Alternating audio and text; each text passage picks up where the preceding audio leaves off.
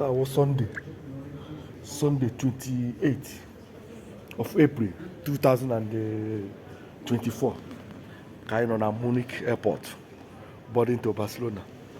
That's a go. Kaijekwa Barcelona, January anya. As this year, one or two things. Let us start things. Done. I got to go. I go see where. Ononuba Nnewi. Ononuba na Munich. Ononuba na Germany. Ononuba na Spain. Ononuba global.